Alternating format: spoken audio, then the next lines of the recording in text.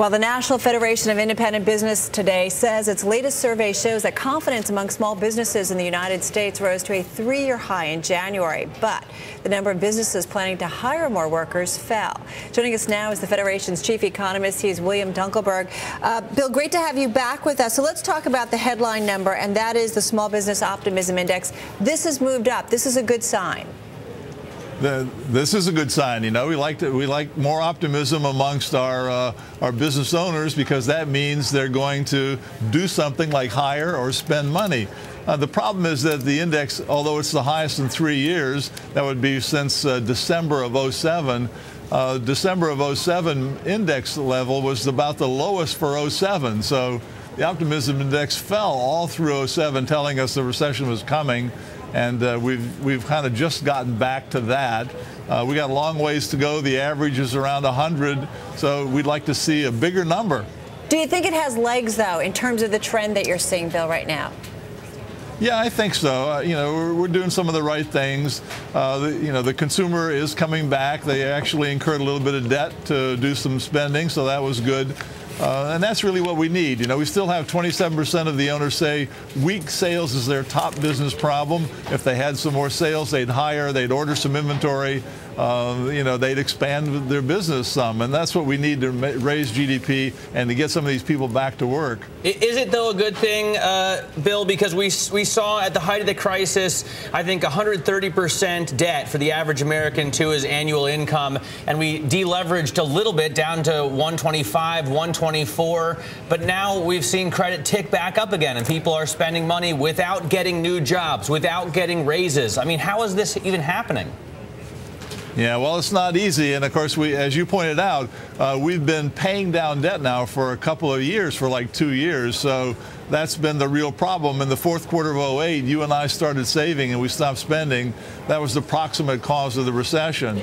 And of course, the other sad thing is that we have now, in the fourth quarter of 2010, produced the same size of GDP that we had in the peak in 07 in the fourth quarter, but we're employing 7 million fewer people to do it.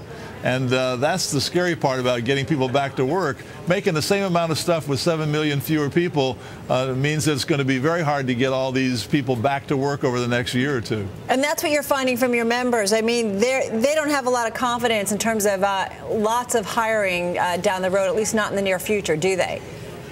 Right. Now, we had 3 percentage points more said they plan to increase employment than plan to cut it. And that's not good. We need to see that number somewhere in the 10 to 15 percentage point range, and we haven't been there. We need to see more spending and more confidence in what's happening in Washington, the regulations, the taxes. Everybody's talking about more taxes.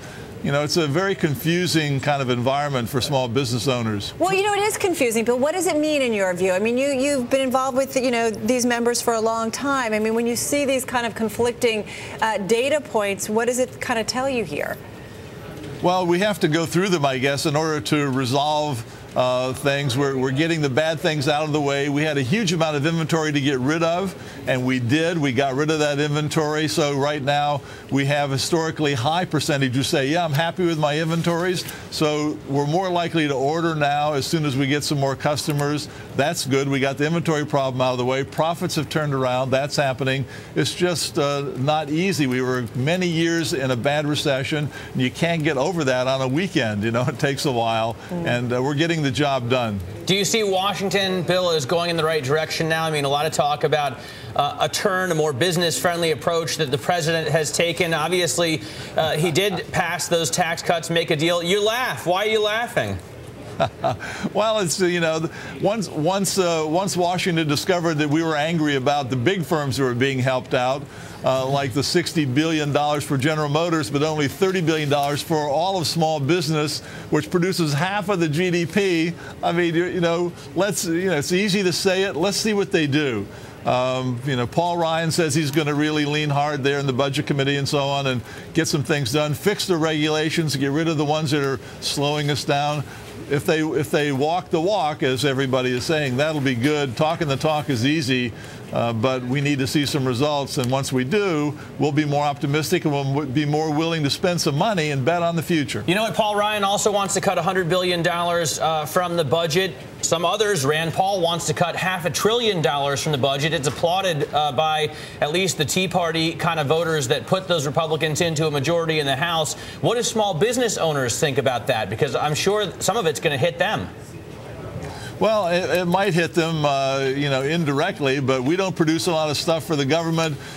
For example, you have to be unionized in order to get to participate in the stimulus package projects, and we're not unionized, so we've been really shut out of all of that anyway. We'd like to see less regulation, lower taxes, better tax structure, so we don't have to spend billions of hours filling out stupid forms. Finally, they're getting rid of that 1099 thing. That's really the kind of stuff we need to see happen. All right, we got the wish list from Bill Dunkelberg. All right, Bill, thanks so much.